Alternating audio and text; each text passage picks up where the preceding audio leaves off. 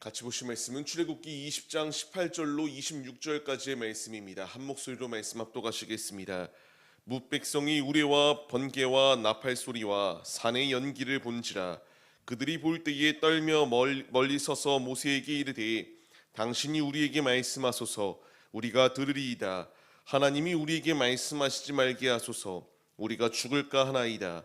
모세가 백성에게 이르되 두려워하지 말라. 하나님이 임하심은 너희를 시험하고 너희로 경외하여 범죄하지 않게 하려 하심이니라.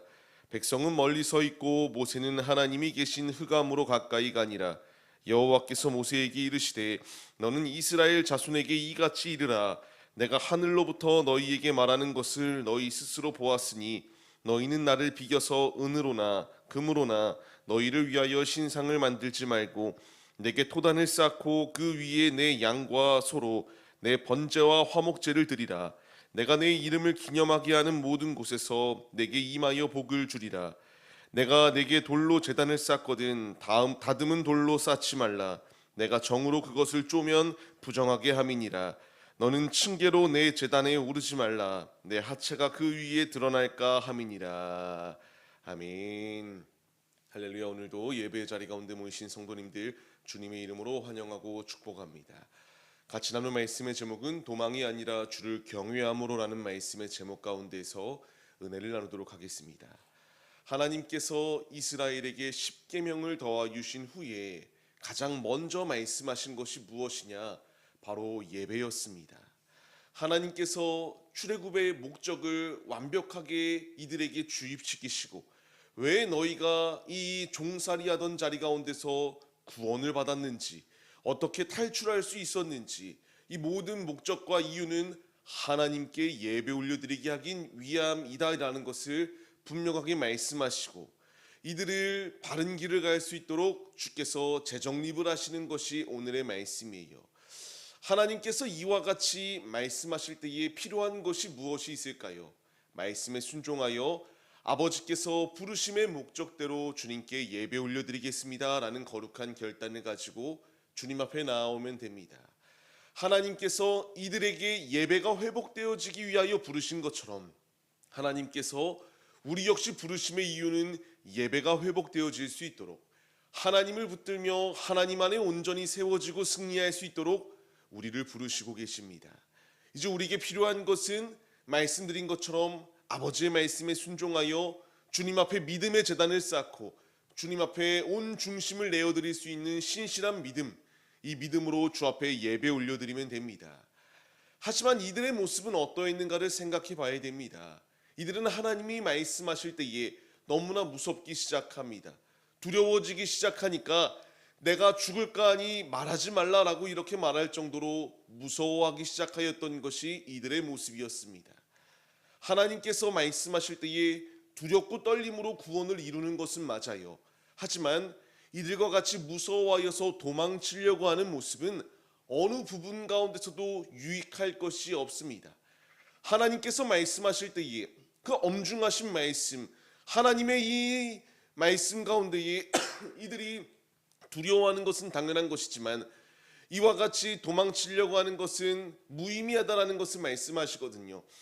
20절 말씀을 통하여 이제 모세가 하나님의 말씀을 대언합니다. 두려워하지 말라고요. 하나님이 임하심은 너희를 벌하기 위한 것이 아니다라는 것을 말씀하세요.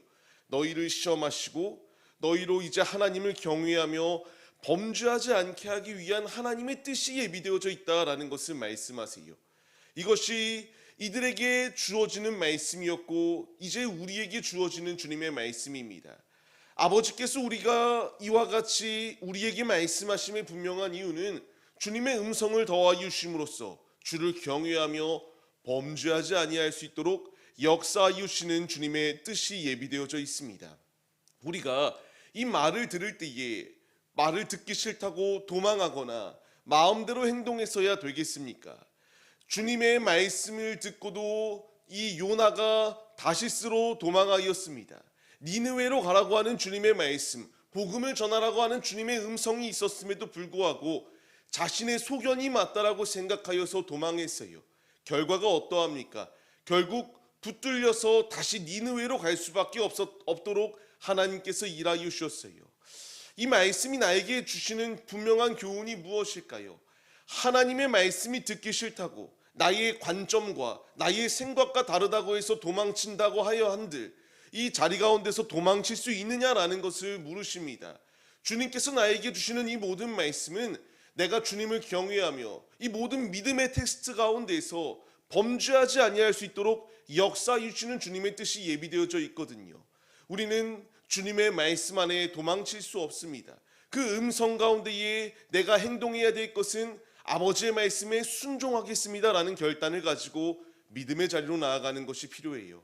주께서 이 말씀을 이들에게 주신 것처럼 하나님께서 우리에게 성경 66권의 말씀을 더하여 주시고 예배가 회복되어져야 된다. 예배 앞에 우리가 바르게 세워져야 된다. 주님이 우리에게 말씀하십니다. 말씀에 반응할 때에 주님 안에 온전히 세워질 수 있는 은혜가 이 놀라운 축복이 예비되어져 있다는 사실을 잊지 마시고 우리 앞에 주께서 말씀하실 때에 이 엄중하시고 이 모든 말씀 가운데에 주님의 이 진실한 음성이 우리 가운데 들려올 때에 아버지의 말씀에 순종하여 믿음의 제단을 쌓고 주님 앞에 온전히 우리의 중심을 내어드리는 예배가 회복되어지는 예배자들의 모습이 우리들의 모습이 되시기를 바랍니다. 이제 이런 모습 가운데서 하나님께서 이제 이들에게 말씀하십니다.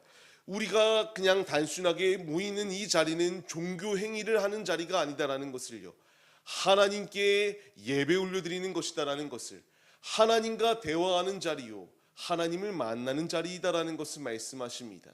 내가 하나님을 알기 위해서 무엇을 행동해야 되겠습니까? 하나님의 말씀을 알아야 하나님을 알겠죠. 하나님께 기도해야 하나님의 뜻을 우리가 분별할 수 있겠죠. 주님께서 그렇기 때문에 22절 이하의 말씀을 통하여 우리가 어떤 모습이 되어야 된다라는 것을 우리에게 분명하게 말씀해 주세요. 아버지께서 우리에게 말씀하시는 분명한 목적이 무엇이냐라는 것을 물으십니다. 이 말씀 가운데서 우리가 이제 내 뜻대로 내 소견대로 우상의 것을 만들며 하나님의 뜻을 저버리는 데에 앞장서는 것이 아니라 하나님께서 나를 부르심의 목적은 하나님만을 경외하며 하나님께만 예배 올려드리라고 나를 부르시는 것이다. 우상의 것들을 만들지 말고 내 마음대로 예배의 자리 가운데에 무슨 제단에 높은 것을 쌓으며 자꾸만 하나님의 뜻이 아니라 나를 드러내려고 하는 이 모든 것들은 버려버려야 된다는 것을 분명하게 말씀해 주세요. 지금 이 시대가 어떠합니까? 하나님을 만족시키는 예배가 되기보다는 자꾸만 육신의 것들을 가지고 와서 인본주의라는 이름하에 사람을 만족시키려고 하는 다양한 것들이 들어오기 시작하였습니다. 하나님께서 우리에게 주시는 말씀은요, 가장 우선순위의 주님을 두고 내가 육신의 것을 의지하며 삶을 살아내지 말라라는 것을 우리에게 분명히 말씀하세요. 하나님이 기뻐하시는 예배는 하나님께 온전히 중심을 내어드리는 예배이지 같이 모인 사람들을 만족해 하는 게 아니다라는 것을 말씀하십니다. 사람을 만족해 하는 것은 그 안에 성령께서 그들의 마음을 움직이시고 성령 안에 깨닫게 하시며 은혜의 자리로 이끄시는 것이지 사람의 언변으로 사람의 마음을 움직일 수 있는 것이 아니다라는 것을 말씀하세요. 이제 우리가 이 말씀에 반응해야 됩니다. 우리가 움직이는 교회로 부름을 받았어요. 하나님께서 우리 한 사람 한 사람을 세우신 분명한 이유는 우리의 몸을 통하여 하나님께 온전한 제사를 올려드리는 믿음의 도구가 되게 하기 위한 주님의 분명한 뜻이 예비되어져 있습니다. 이 말씀에 전적으로 순종할 때에 어떤 축복이 있다라고 말씀하시나요? 주님께 온전한 예배를 올려드릴 때에 주님의 이름을 기념하는 모든 곳에서 주님께서 복을 주시겠다, 주님께서 임하시겠다라고 말씀하십니다. 우리가 이 말씀을 신뢰하며 믿음의 자리로 나아가야 돼요. 사람을 기쁘게 하랴 하나님을 기쁘게 하랴 고민할 것도 없습니다. 우리가 하나님 앞에 온전히 서 있기로 결단할 때에 주님께서 우리에게 임하셔서 충만한 복을 더하여 주시겠다라고 말씀하세요.